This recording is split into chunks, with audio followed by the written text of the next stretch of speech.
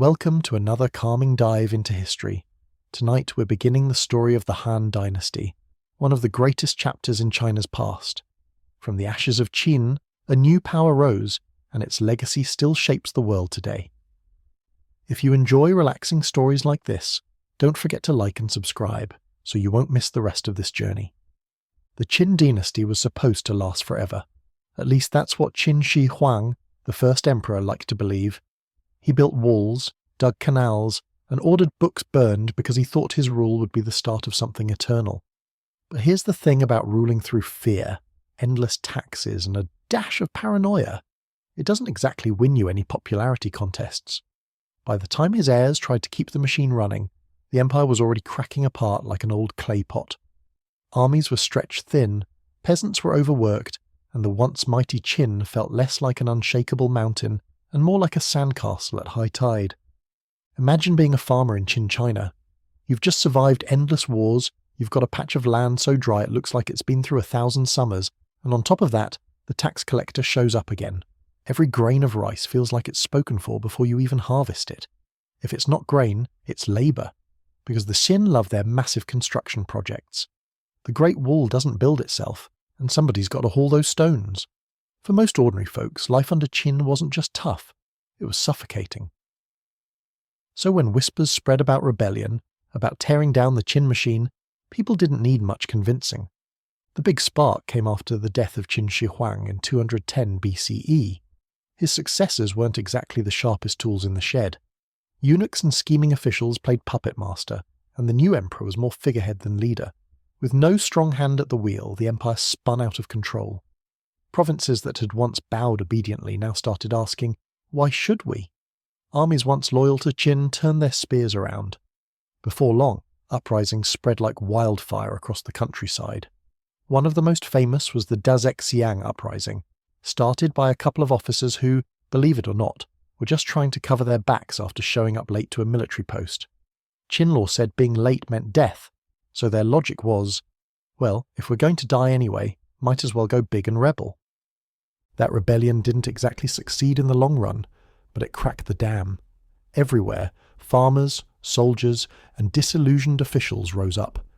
Imagine entire villages marching with pitchforks, chanting for freedom, while generals switched sides like kids trading marbles.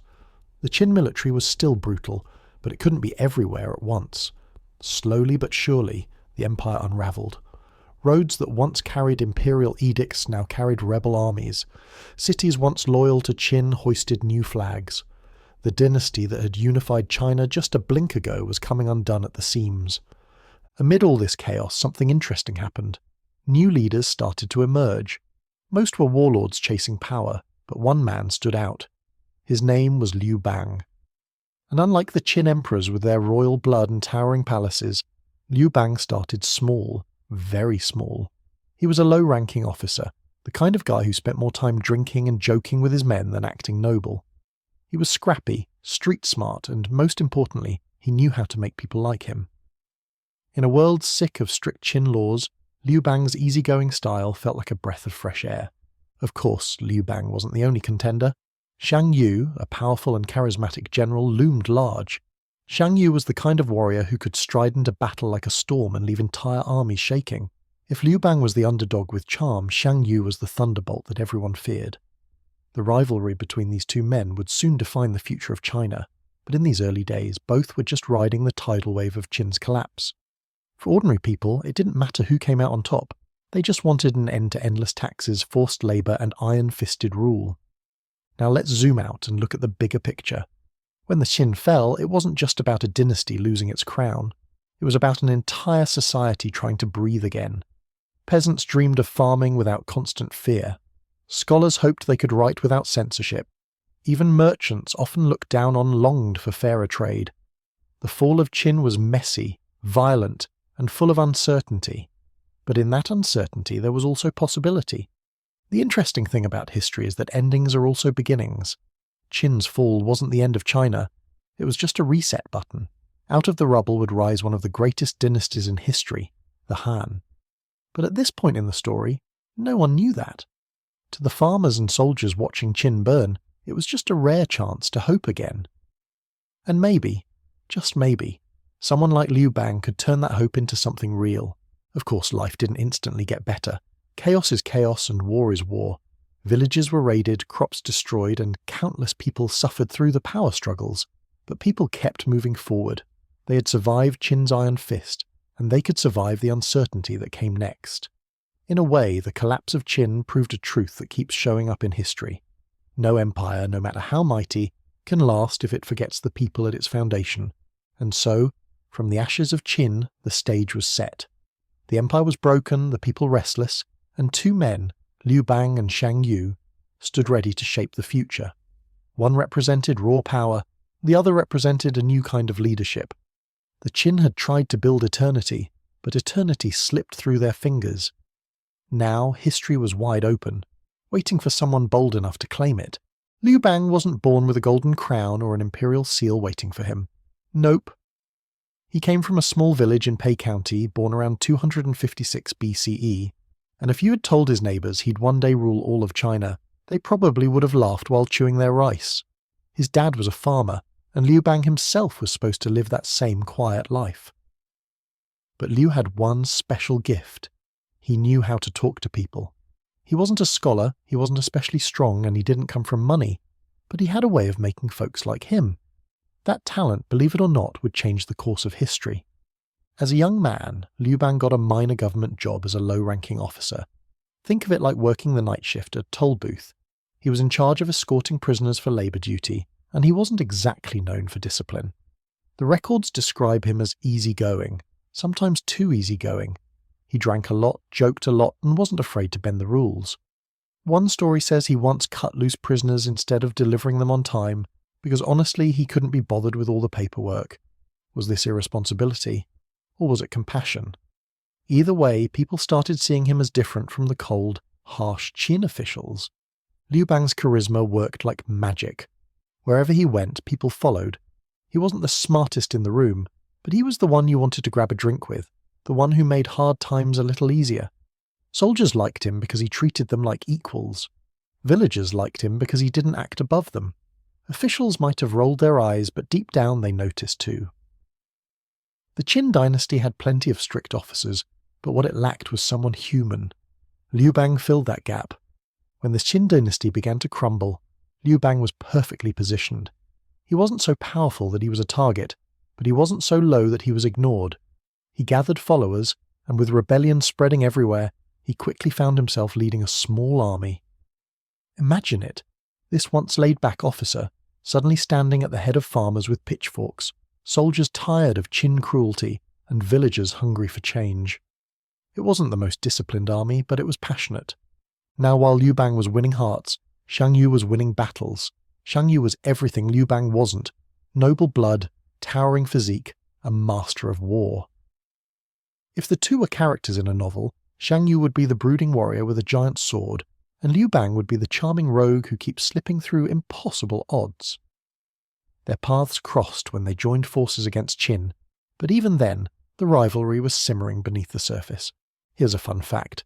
One of Liu Bang's biggest early victories came not from strength, but from luck and good timing.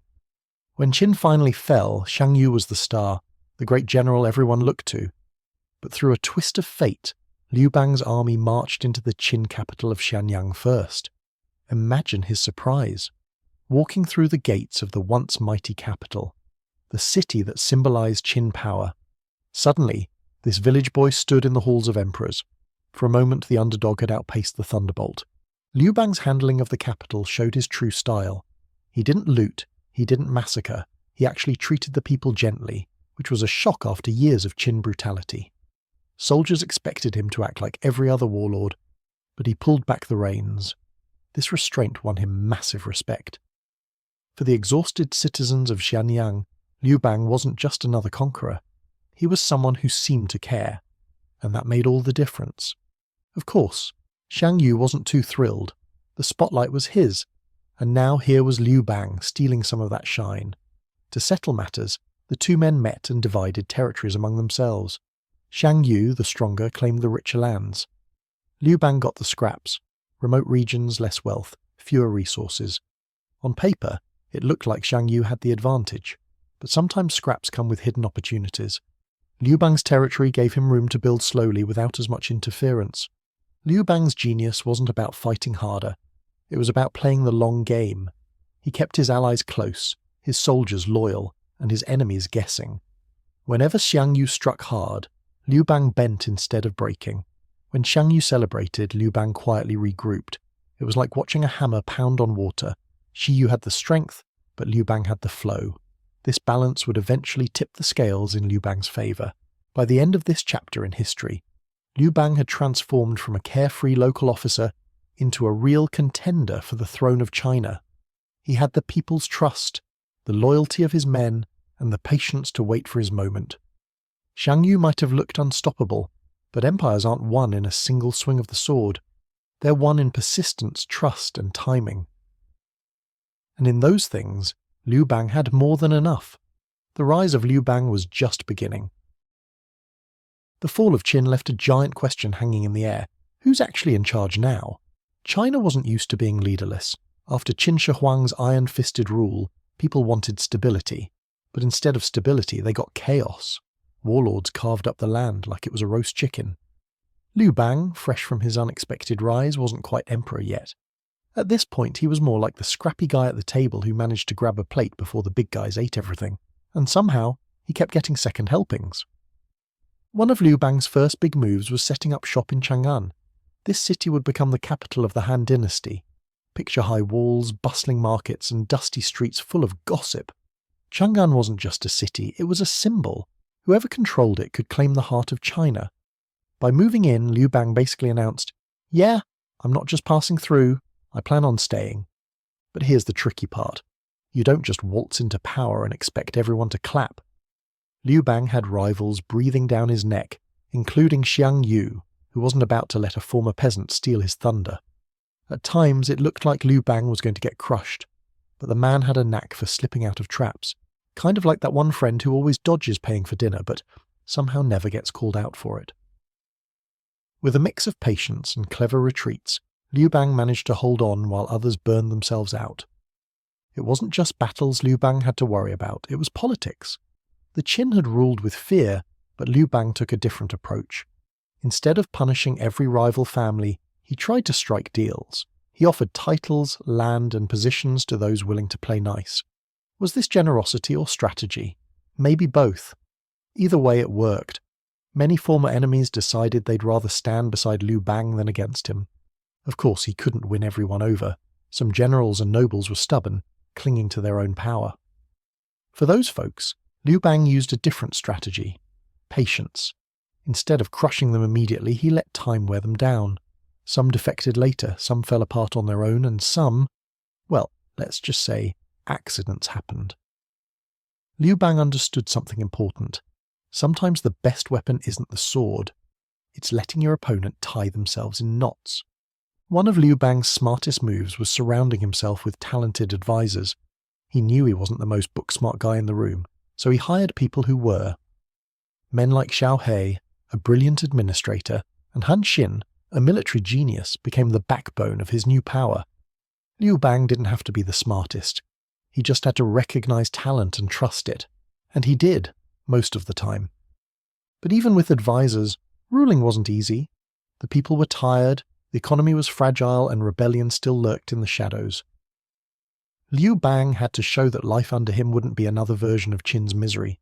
So he cut taxes, reduced forced labor, and gave people a little breathing room. Suddenly, the empire didn't feel like a prison anymore. That simple change, letting people catch their breath, won him more loyalty than 1,000 swords ever could. Still, balancing power wasn't a walk in the park. Liu Bang had to deal with old Qin officials, powerful noble families, and restless generals. Each group wanted something different. He had to play referee constantly, making sure no one got too strong. It was like juggling torches while standing on a bamboo pole. One slip and the whole act comes crashing down. But somehow, Liu Bang kept the fire spinning. Eventually, Liu Bang's patience and alliances paid off.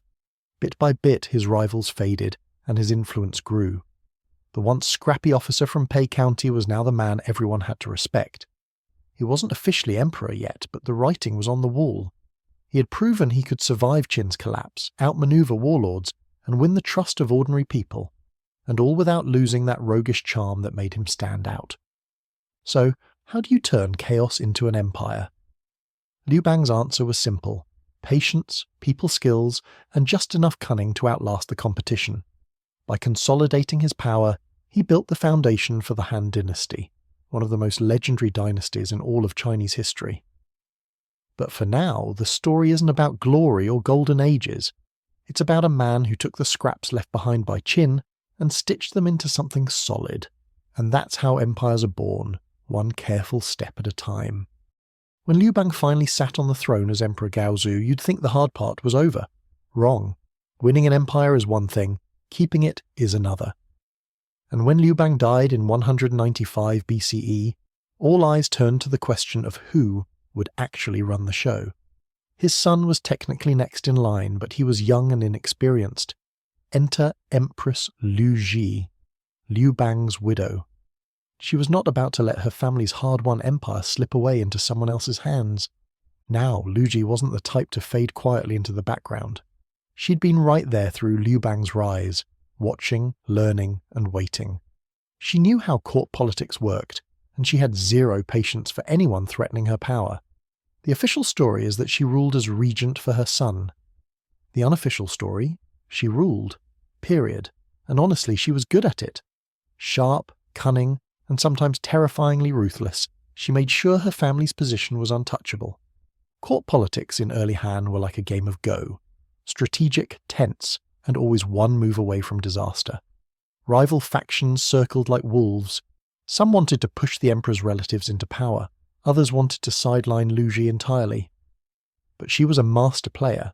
She appointed her relatives to key positions, cut down rivals before they gained momentum, and never let her grip slip. Every banquet, every marriage, every little promotion was part of her larger plan. Of course, her ruthlessness is what history remembers most. Take her feud with one of Liu Bang's concubines, Lady Qi. After Liu Bang's death, Lady Qi tried to push her own son as heir.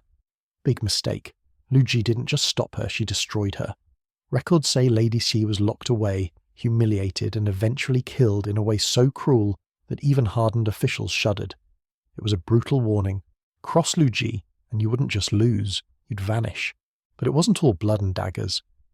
Under her watch, the Han court stayed surprisingly stable. While generals squabbled and nobles schemed, she kept the machinery of government running. Taxes stayed reasonable, roads were maintained, and common people didn't feel the chaos that so often swirled in the palace. In a way, her iron grip protected the dynasty at a fragile moment when everything could have fallen apart. Still, her reign was full of paranoia. Imagine being in the Han court back then. Every nod, every whisper, every sideways glance could mean your life was on the line. Ministers lived in constant fear, careful not to say the wrong word. Behind the silks and the music of the court was a world of tension so thick you could cut it with a jade dagger. Empress Liu also understood propaganda. Statues, rituals, ceremonies, all were designed to show that she wasn't just a placeholder, but a ruler with the mandate of heaven itself. The message was clear. The gods approved of her, and if you didn't, well, maybe the gods would deal with you. It was clever politics wrapped in divine packaging. When she finally died in 180 BCE, the court practically sighed in relief. Her relatives, the Liu clan, tried to hold on to power, but the other factions moved fast. Within months, the Liu family was purged in a violent counter-coup. It was messy, bloody, and proof that politics in early Han China was never far from the sword. But the dynasty survived, stronger for the storm. Looking back, historians often paint Empress Liu as cruel and power-hungry.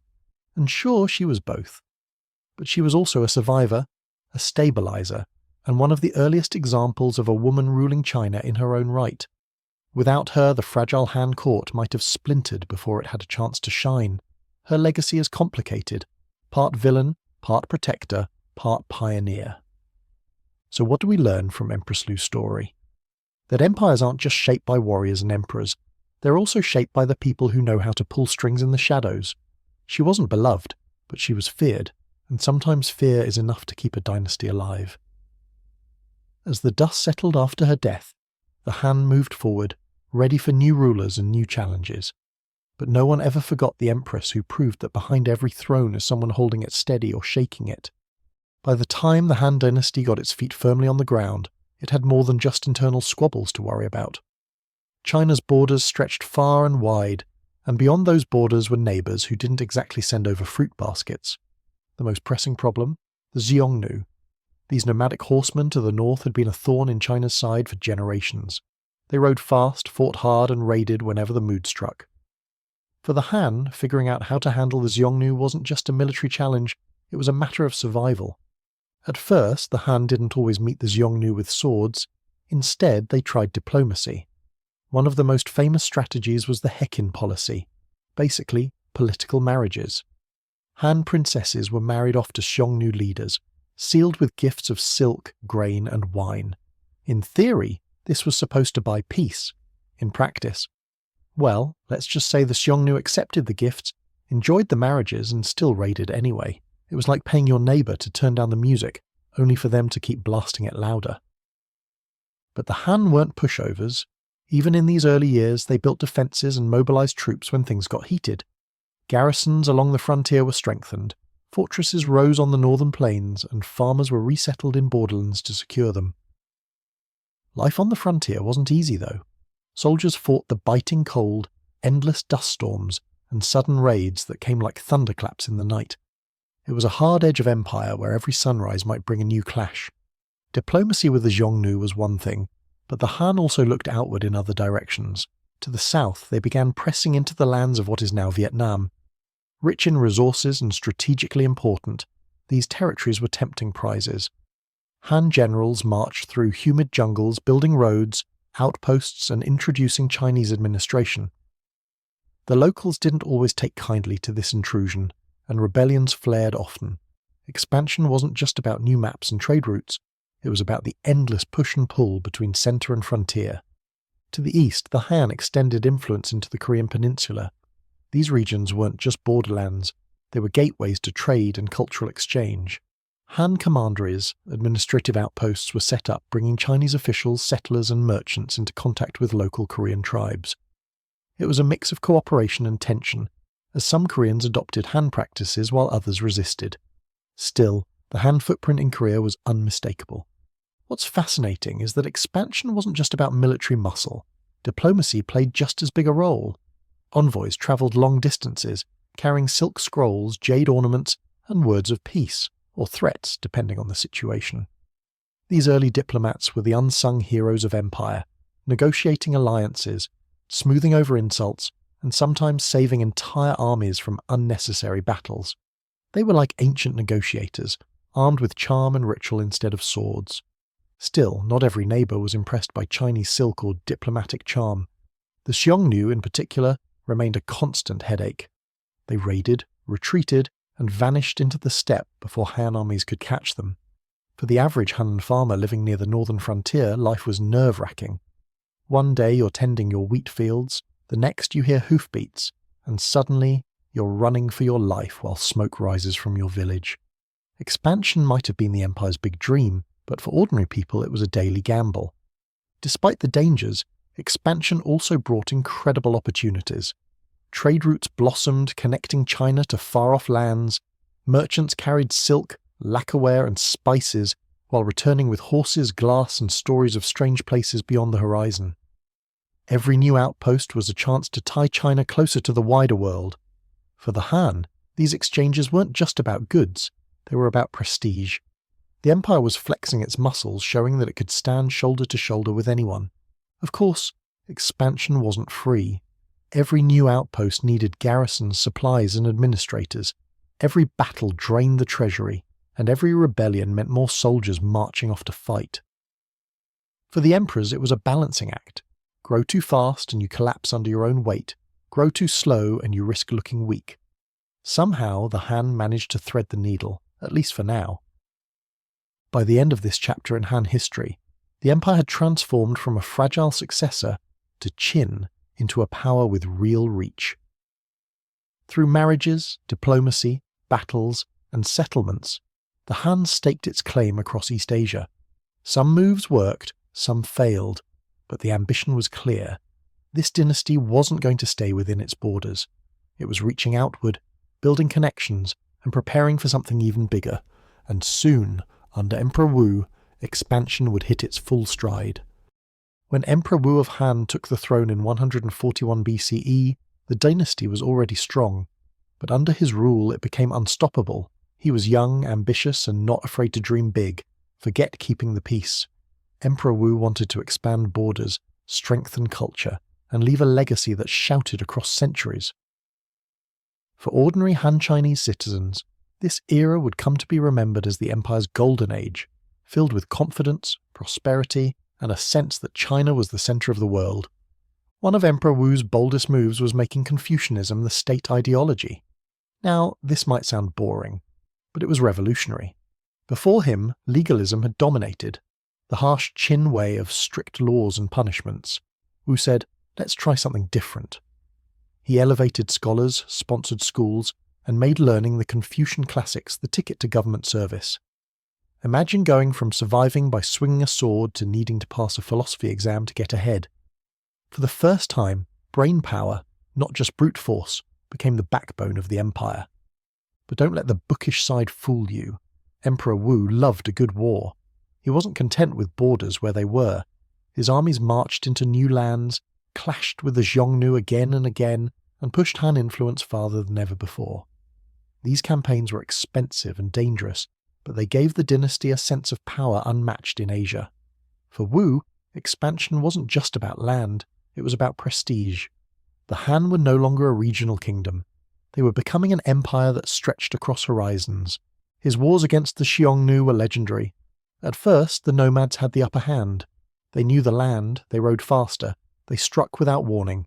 But Wu poured resources into building massive cavalry forces and supply lines. After years of back and forth, the Han finally broke the Xiongnu's dominance. It wasn't total victory, but it was enough to secure China's northern frontier and open up new possibilities. Suddenly, lands that had been wild and dangerous were becoming safe for trade. And speaking of trade, this is when the Silk Road really began to shine. Emperor Wu sent the explorer Zhang Qian westward, and his reports opened up new worlds. Suddenly, Han Chinese merchants weren't just trading with their neighbours, they were connected to Central Asia, India, and eventually Rome. Silk, jade, and lacquerware flowed out, while horses, glassware, and spices flowed in. For the first time, China's name carried weight far beyond its borders. Life inside the empire also blossomed. Science and technology thrived. Paper was invented, astronomy advanced, and medicine took leaps forward. The government invested in infrastructure, canals, roads, and granaries to stabilize food supplies. Ordinary Han Chinese farmers still worked hard under the sun, but they enjoyed more stability than their parents had under Qin. For artisans, scholars, and traders, the Golden Age was a chance to dream bigger than ever before. Emperor Wu wasn't perfect, though. His wars drained the treasury, and taxes climbed higher and higher. Peasants sometimes groaned under the weight, muttering that Golden Age didn't feel very golden when you had to hand over half your grain. Wu's court also became notorious for intrigue, eunuchs whispering secrets, ministers scheming for favour. Power always attracts drama, and Chang'an's palace was never short of it. Yet despite the costs, Wu's reign transformed China's identity. It wasn't just a kingdom clinging to survival anymore, it was an empire projecting confidence. Wu styled himself the Son of Heaven, a ruler whose authority came straight from the cosmos. Rituals, ceremonies, and even new temples reinforced his divine image. To his people, he wasn't just a man, he was destiny walking around in human form. By the time Emperor Wu was old, his health was failing, but his ambition hadn't dimmed. He looked out over an empire that stretched farther than any before, filled with roads, armies, scholars, and wealth. He had built something remarkable, but also fragile, because expansion always brings new challenges. Still, the people remembered his reign as the height of Han glory. To this day, if you say Han Dynasty, most people think of this golden chapter. So what made Emperor Wu's reign so special? It was the balance of ideas and action, of scholars with books and generals with swords, of trade caravans crossing deserts and farmers harvesting fields. Under Wu, China found its voice as a true empire, not just in name, but in spirit. The Golden Age wasn't perfect.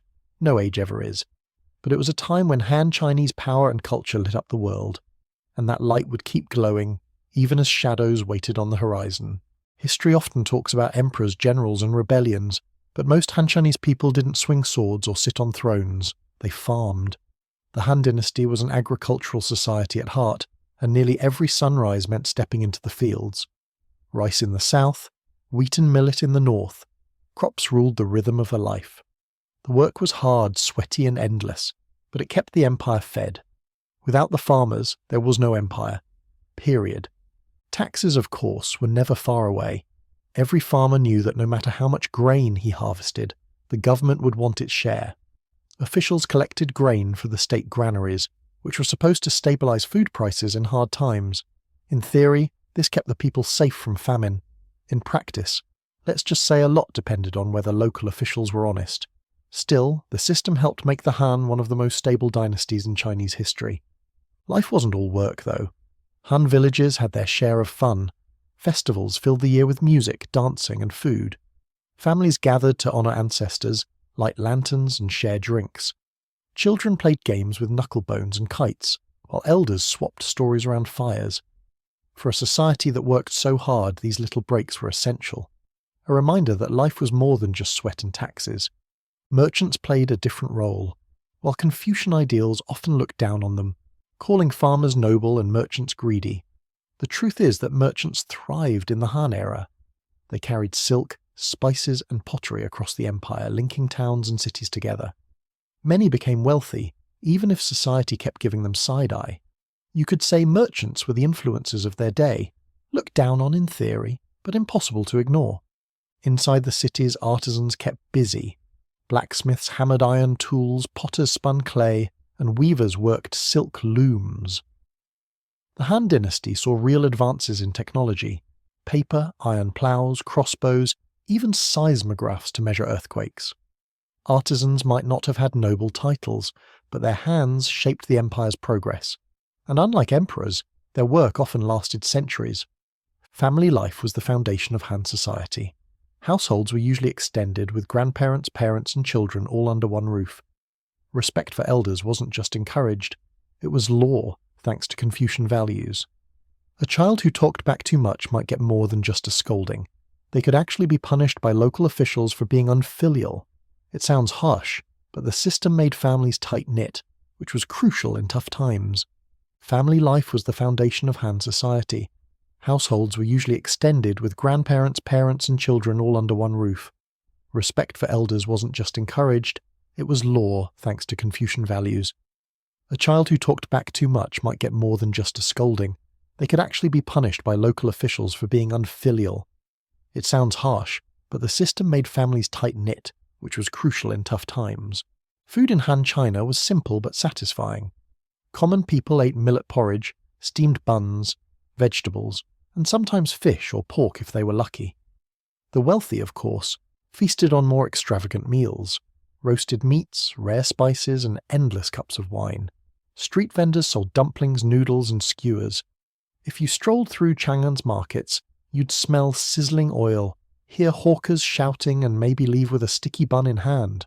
Religion and spirituality also shaped daily life. People worshipped ancestors, local gods, and spirits of the land. Taoist practices spread, mixing with folk beliefs. Later, Buddhism would arrive from India, but during much of the Han, everyday faith was about keeping balance, appeasing spirits, honouring the heavens, and asking for good harvests.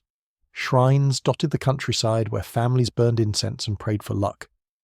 Education, meanwhile, became a bigger deal than ever before. Thanks to Emperor Wu and Confucian schools, even boys from modest families dreamed of studying classics to pass the civil service exams. A scholar's life wasn't easy.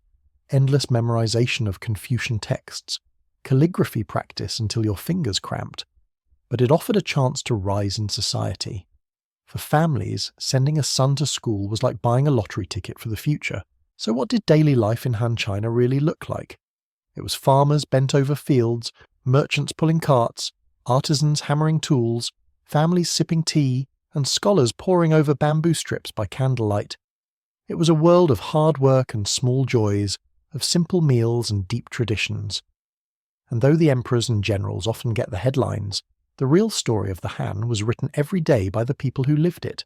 When you think of the Han Dynasty, you probably picture Confucian scholars in long robes, quoting the classics and sipping tea while debating virtue, and you'd be right. But it wasn't always that way. The Han inherited China from the Qin, who had ruled with legalism, strict laws, harsh punishments, and a whole lot of fear. The Qin's motto might as well have been, "Do as we say, or else." The Han, though, had to decide. Keep the iron fist, or try something softer. Legalism had its perks. It got things done.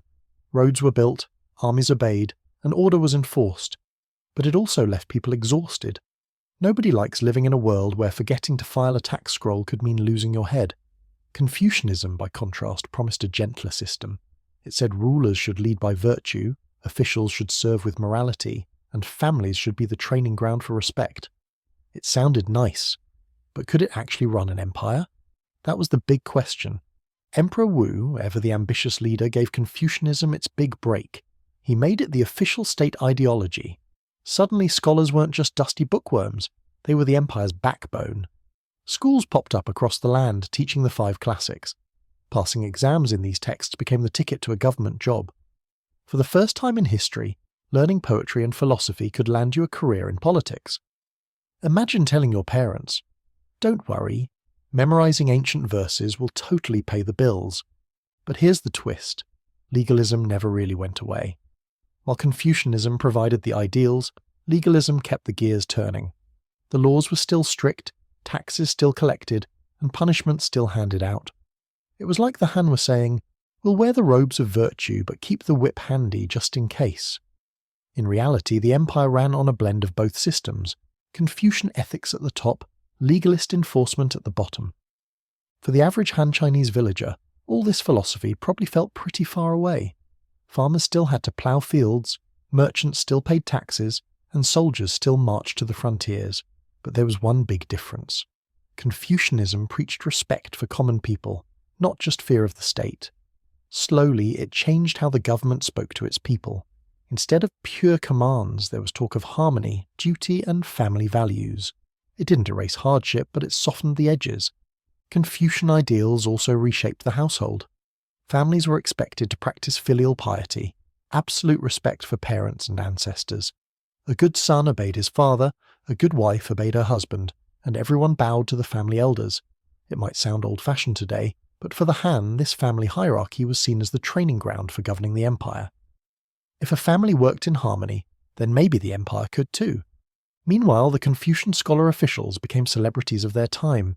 Imagine a man in plain silk robes strolling into a village, quoting wisdom about kindness and order, and suddenly everyone's impressed. These men weren't warriors, but they wielded immense influence. A single well-placed scholar could change the fate of a province. Legalist officers might swing the sword, but Confucian scholars decided where that sword pointed. Still, critics of Confucianism argued it was too idealistic. What good was quoting old sayings if rebels were storming your city walls? That's where legalism kept creeping back in. Even Emperor Wu, champion of Confucianism, had no problem executing officials who stepped out of line. Harmony sounded wonderful, but survival sometimes demanded steel. The truth was, the Han never fully escaped their legalist roots, they just dressed them up in silk. Over time, this marriage of Confucian values and legalist practices became the blueprint for Chinese governance for centuries. Scholars set the tone, laws set the boundaries, and emperors balanced both. It wasn't a perfect system, there was plenty of corruption and abuse, but it gave the Han a stable framework to rule one of the largest empires on earth. And stability, more than anything, was the secret ingredient to Han longevity. So when we say the Han Dynasty had a Confucian government, the truth is more complicated. It was part philosophy, part law code, part theatre. The robes of virtue made the empire look civilized, while the stick of legalism kept people in line. Together they gave the Han the best of both worlds, ideals to inspire and rules to enforce, and in that balance the empire found its rhythm, at least for a while. If the Han Dynasty had a passport, it would have been stamped more than any dynasty before it. Under Emperor Wu, China looked westward, beyond the familiar rivers and mountains, toward lands full of mystery. This curiosity opened the Silk Road, a web of trade routes connecting Han China to Central Asia, India, and eventually Rome. For the first time, Chinese silk was on its way to dress Roman senators, and Roman glassware made its way into Han palaces. It was the ancient world's version of globalization, minus the Wi-Fi. The man who really kicked things off was Zhang Qian, a Han envoy sent west around 138 BCE. His mission was simple on paper: find allies against the pesky Xiongnu. But what he found was far bigger. A glimpse of a wider world. Zhang Qian travelled through Central Asia, saw new goods, met strange cultures, and returned years later with stories that blew open Han horizons. Suddenly, China realized it wasn't alone. There were kingdoms, traders, and opportunities beyond the mountains. Silk was the star of the show. Light, shimmering, and soft. It became the must-have luxury item across the ancient world. Romans practically went wild for it, draping themselves in Chinese silk despite senators complaining it was too decadent. In exchange, China received glass, horses, spices, and sometimes oddities like exotic birds. Trade wasn't just about stuff, it was about curiosity. Every caravan carried not just goods, but stories. But the Silk Road wasn't a single road. It was a network twisting through deserts, mountains, and oases. Caravans trudged for weeks under blazing suns and freezing nights. Bandits lurked, sandstorms struck, and food was always scarce. Still, the rewards were worth it. A single bolt of silk could sell for its weight in gold far from China. For those willing to risk it, the Silk Road was the adventure of a lifetime. Along the way, culture flowed as freely as trade. Music from India, stories from Persia, and even early whispers of Buddhism travelled into China on these routes. In return, Chinese ideas about government, philosophy, and technology seeped outward.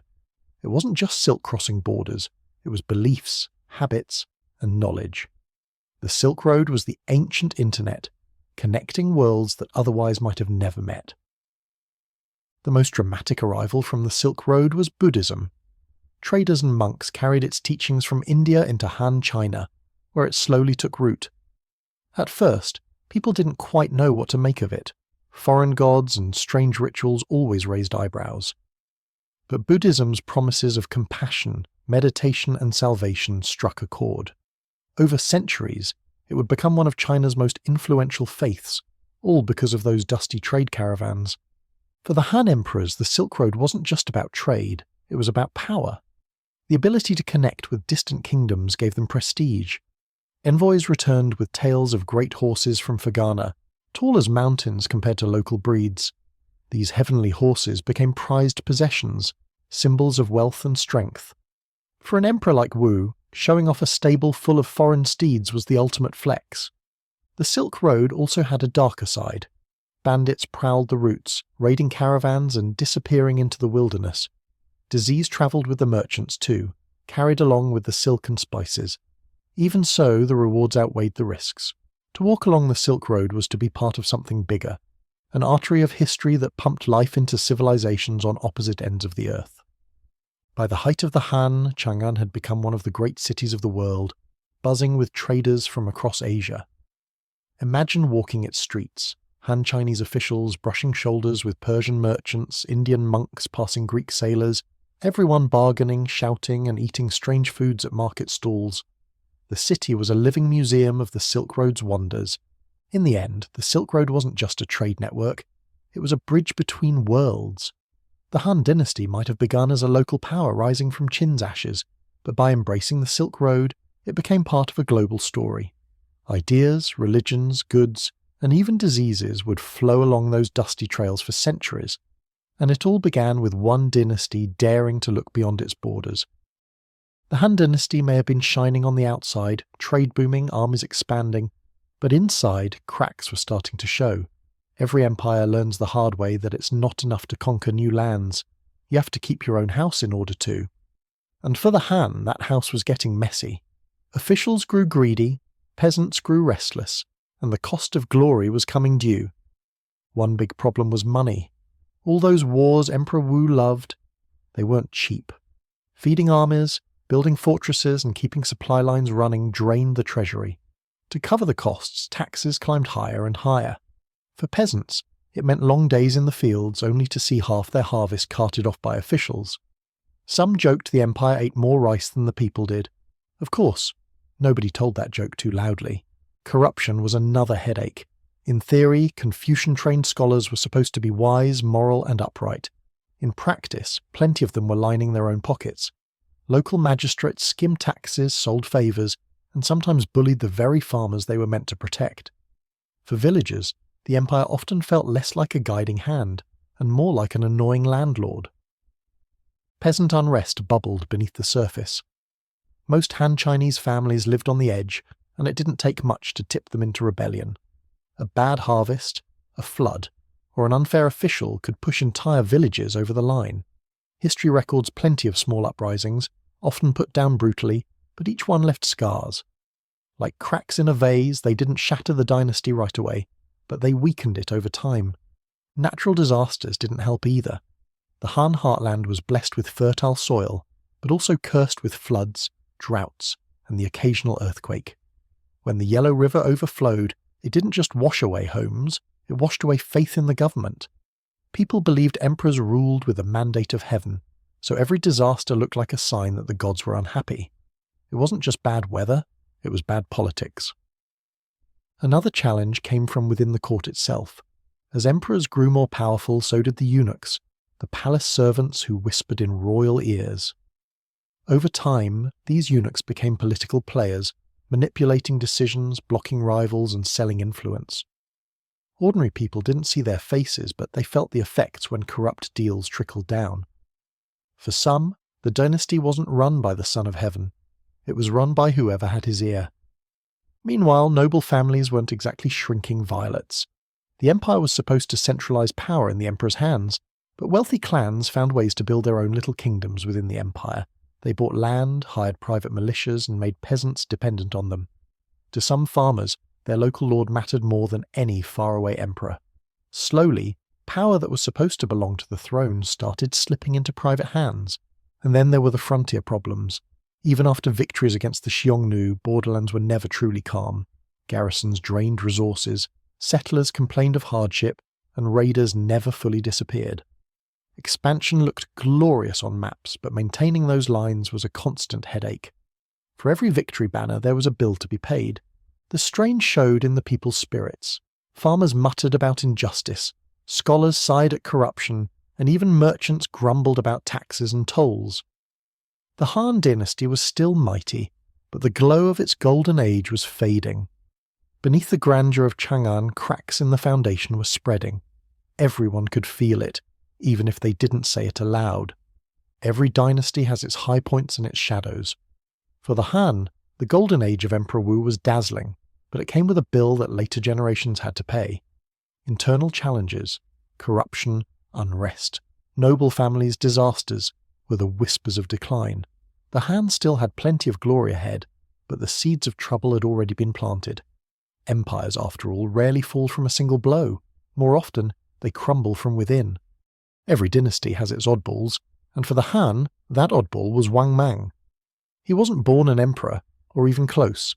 He came from a powerful family tied to the Han court, and for years he played the part of the perfect Confucian gentleman.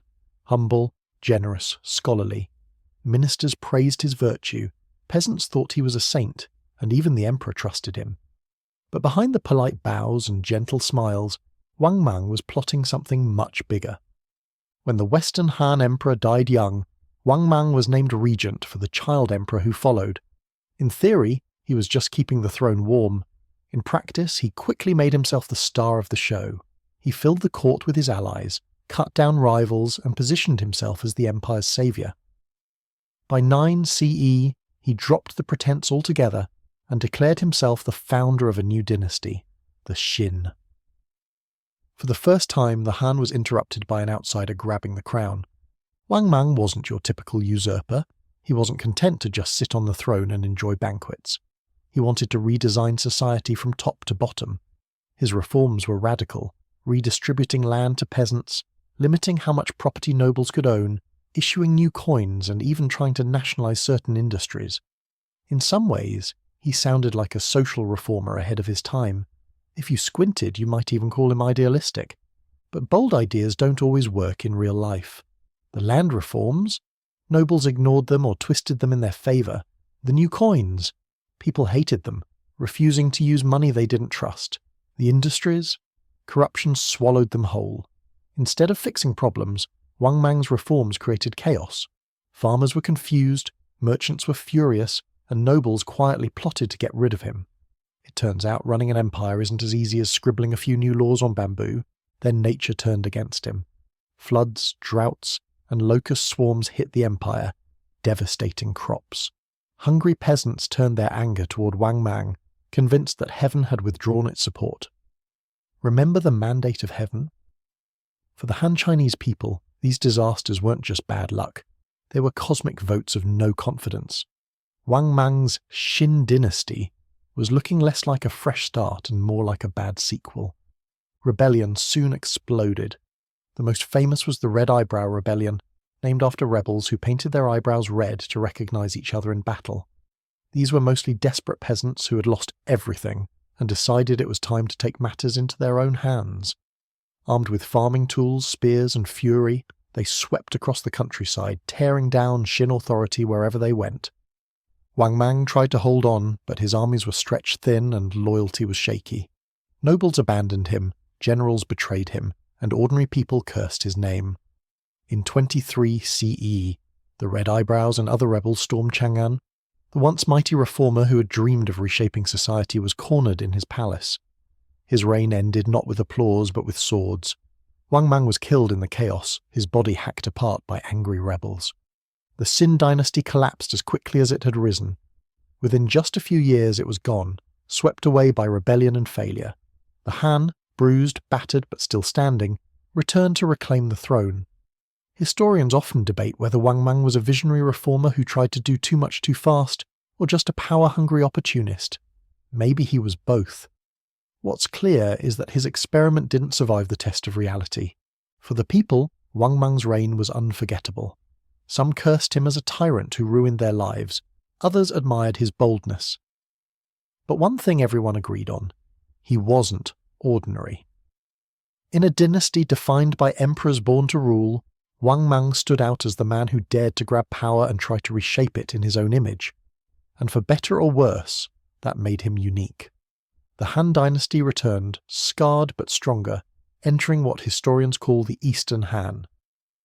The interregnum of Wang Mang was a reminder of how fragile dynasties could be, and how dangerous it was to forget the balance between ideals and reality. The empire would endure for centuries more, but in the middle of its long story, it carried the strange memory of the man who tried to rewrite everything and lost it all. When Wang Mang's short-lived Qin dynasty collapsed in flames, the Han clawed their way back to the throne. But things were different this time. The capital shifted from Chang'an in the west to Luoyang in the east, giving historians an easy label: the Eastern Han. It was the same dynasty in name, but in spirit it was almost like a sequel.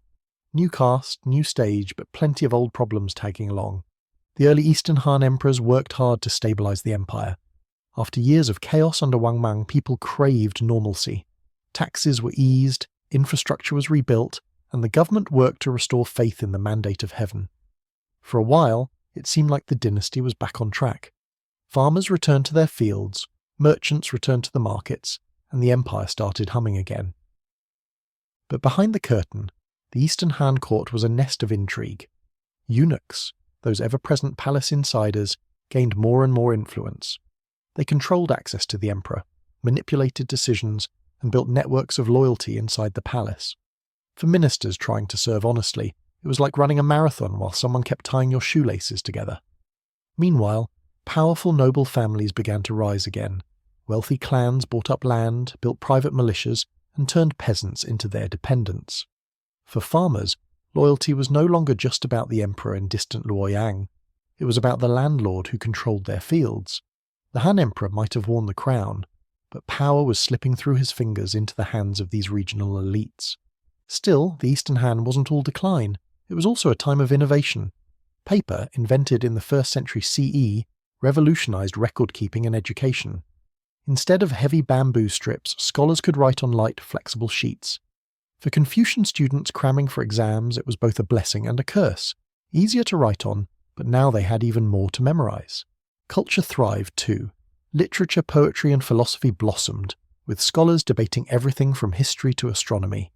Taoist practices grew in popularity, offering people rituals, healing, and a sense of cosmic balance.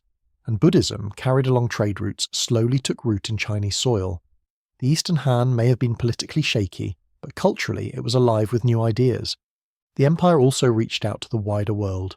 Caravans along the Silk Road kept flowing, linking Han China with Central Asia and beyond.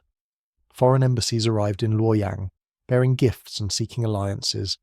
Imagine the wonder of Han citizens seeing Persian rugs, Indian spices, and Roman glassware for the first time. For all its internal problems, the Eastern Han was still plugged into the global currents of its time, yet the cracks kept widening. Court factions bickered endlessly, while eunuchs and nobles fought for influence. Peasants bore the weight of taxes, labour, and corruption. Whenever famine or floods hit, resentment grew louder. The government still projected strength, but underneath, the empire was wobbling on shaky legs. As the decades passed, small rebellions flared across the countryside. Most were put down quickly, but each was a warning bell. The mandate of heaven, that cosmic stamp of approval, seemed less certain. To common folk, an empire that allowed suffering and corruption looked like one that had lost heaven's favour. The Eastern Han survived these tremors, but the ground beneath was beginning to shake. The Eastern Han was a story of recovery and fragility, of cultural brilliance and political weakness. It kept the dynasty alive for another 2 centuries, but it never fully escaped the shadow of its own cracks. In many ways, it was a dynasty living on borrowed time, glorious on the surface, trouble beneath. And those troubles would soon erupt in one of the most famous uprisings in Chinese history, the Yellow Turban Rebellion. By the late 2nd century CE, the Eastern Han Dynasty looked strong on the outside, but inside it was rotting. Famines, floods, and corruption had drained the people's patience. Villagers starved while nobles feasted. Officials grew rich while peasants broke their backs. All it took was a spark, and that spark came in the form of a strange religious movement, led by men who promised salvation, healing, and a new world. The leaders were the Zhang brothers, Zhang Jue and his siblings. They called themselves healers and followers of the way of supreme peace. They preached that the Han had lost the mandate of heaven, and a new age was about to dawn. To spread their message, they promised magic potions, healing rituals, and a chance to overthrow the corrupt officials who had bled the countryside dry.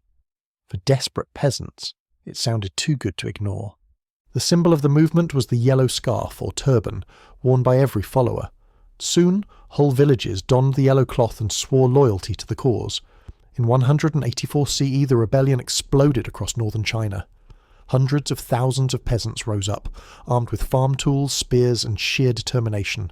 It wasn't just an uprising, it was a tidal wave. The Han court was caught off guard. For decades, officials had ignored the suffering of commoners, and now that neglect came back with fury. The rebels stormed towns, burned government offices, and killed corrupt magistrates. Everywhere, yellow banners rose. The rebellion wasn't just about food or taxes, it was about faith, anger, and the belief that heaven itself had chosen a new order. But rebellion is easier to start than to finish. The Han Dynasty may have been weakened, but it still had an army. Generals were called up, including men who would later shape Chinese history, like Cao Cao and Liu Bang. The government unleashed professional troops against the ragtag peasant forces. At first, the Yellow Turbans had numbers, but discipline and supplies were on the empire's side. Slowly, the tide began to turn. Battles raged across the countryside, fields became killing grounds, villages became fortresses, and rivers ran red. The Yellow Turbans fought bravely, but without proper logistics, hunger and exhaustion sapped their strength. The Han generals, with better trained soldiers and siege equipment, crushed rebel strongholds one by one. By the end of 184 CE, the rebellion's leaders were dead and their armies scattered. Yet, even in defeat, the rebellion left scars. Millions had joined or supported the Yellow Turbans, and the countryside was left in ruins. The Han had crushed the movement, but they hadn't solved the problems that caused it. Peasants were still poor, officials still corrupt, and heaven's mandate still in doubt. The rebellion was over, but the dynasty's authority would never be the same again. The Yellow Turban Rebellion also had an unexpected side effect. It gave rise to warlords. Since the Han court couldn't handle the crisis alone, they gave local generals more power to recruit armies. Once the rebellion was done, those generals didn't give their power back. Instead, they carved out their own territories, setting the stage for the warlord era to come. The Zhang brothers' dream of a new era collapsed, but their rebellion became legend. For centuries after, the phrase "Yellow Turban" would echo in stories, plays, and novels. It symbolized the power of ordinary people when pushed too far, and the fragility of emperors when they ignored their subjects. So, what did the Yellow Turban Rebellion mean for the Han Dynasty? It marked the beginning of the end. Though the empire survived the uprising, its authority was shattered. Eunuchs, nobles, generals, and warlords all smelled opportunity. The dynasty still wore the crown, but it was cracked. The Yellow Turbans hadn't toppled the Han, but they'd shaken its throne hard enough that it would never sit steady again. By the late 2nd and early 3rd century CE, the Han Dynasty was staggering like a tired old man who had once been a champion runner. The Yellow Turban Rebellion had shaken the empire to its core, and though the government survived, it never really recovered. Peasants still starved, nobles still schemed, and the court was more interested in palace gossip than saving the empire. The Great Han, once the pride of China, was slipping into chaos. One of the biggest problems was eunuch corruption. These palace insiders had the emperor's ear, and they used it to grab wealth, sell offices, and silence rivals. Ministers who spoke out against them often wound up demoted, exiled, or worse. The eunuchs weren't just servants, they were kingmakers, and sometimes kingbreakers. For the ordinary Han Chinese citizen, it felt like the empire was being run not by heaven's mandate, but by whoever could whisper the loudest. Meanwhile, warlords rose like mushrooms after a storm. With the court weak, powerful generals and noble families raised their own armies. They claimed they were protecting the emperor, but in reality they were carving up their own private kingdoms.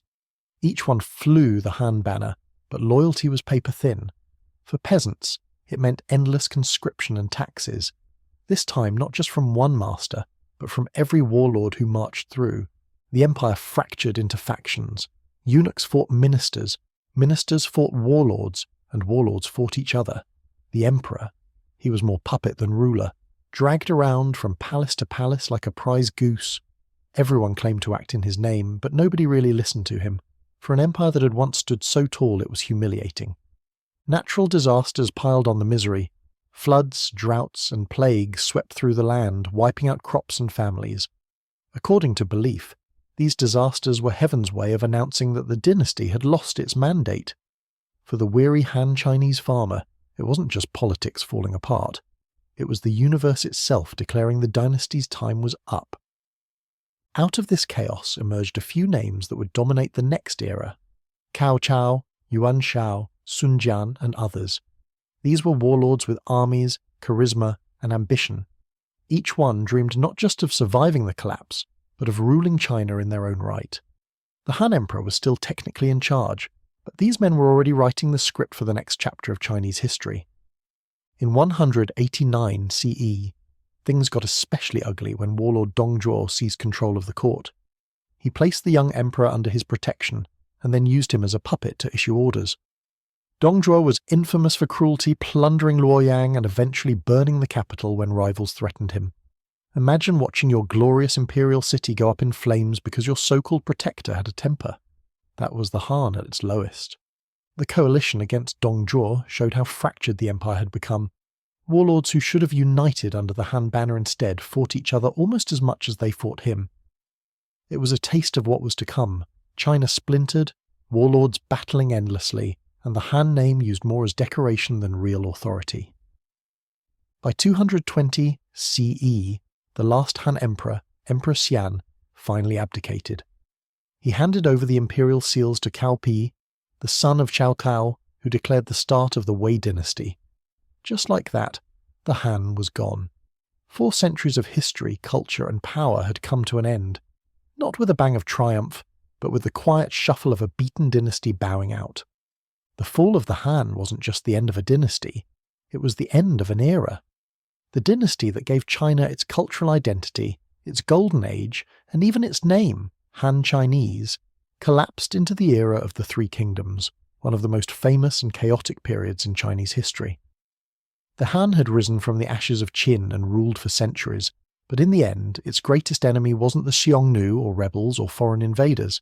It was itself.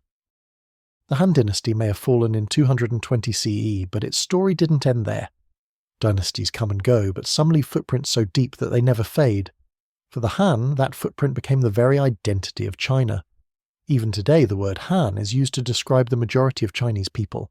Imagine being so influential that your dynasty's name becomes the name of an entire civilization. Now that's a legacy. Culturally, the Han era shaped what it meant to be Chinese. Confucianism, adopted as the guiding philosophy of government, survived long after the dynasty fell. Its ideals of family, respect, and morality became the backbone of society, influencing not only China but much of East Asia. The Han may have collapsed politically, but their values lived on in every classroom, temple, and household. Technological innovation also left a lasting mark. Paper, developed during the Han, would eventually change the world. With paper, knowledge became easier to store, share, and spread. At first, it meant more efficient record-keeping for officials, but centuries later it would fuel revolutions in thought across continents. From a humble Han workshop came one of humanity's most powerful tools. The Silk Road, opened under the Han, carried not just silk and spices, but ideas, religions, and technologies that reshaped the world. Buddhism arrived in China along these dusty trails, forever changing Chinese spirituality. Glass from Rome, horses from Central Asia, and music from India gave Han culture a cosmopolitan glow. The Han Dynasty plugged China into a global network long before anyone had heard of globalization. Art and literature flourished too. Han Chinese painters, sculptors, and poets captured the rhythms of daily life, the grandeur of the court, and the mysteries of the cosmos. 2 murals still survive today, filled with images of feasts, battles, and mythological creatures. For the Han, art wasn't just decoration, it was a way to connect with eternity. The Han also set the standard for Chinese government. Their blend of Confucian ideals and legalist practicality became the model for centuries. Scholar officials, chosen for their knowledge and morality, at least in theory, ran the empire. It wasn't perfect, corruption never disappeared, but the framework proved remarkably durable. Later dynasties would copy the Han blueprint again and again. Even the darker moments of the Han left lessons. The corruption, the rebellions, the power struggles between eunuchs, nobles, and warlords. These became warnings for later rulers. Future dynasties studied the Han's fall almost like a handbook on what not to do. Ironically, the Han's mistakes were just as influential as their successes. And of course, the Han left behind stories. From Zhang Qian's adventures on the Silk Road, to Emperor Wu's bold expansion, to the tragic Yellow Turban Uprising, these tales became the raw material for legends and novels. Even today, Han Dynasty heroes and villains appear in dramas, books, and games. The dynasty may be long gone, but its stories still echo in the imaginations of millions. Perhaps the greatest legacy of all was the sense of unity the Han left behind. They had taken the chaos after Qin and built something enduring. They showed that China wasn't just a land of warring states. It could be a single, vast, and vibrant civilization. Even after the dynasty's collapse, that vision of unity never disappeared. It became the dream that later dynasties would chase, again and again. So when we think of the Han Dynasty, we don't just think of emperors and wars, we think of identity, innovation, and culture that endured long after the last emperor handed over his seal. The Han fell, yes, but in many ways they never really left.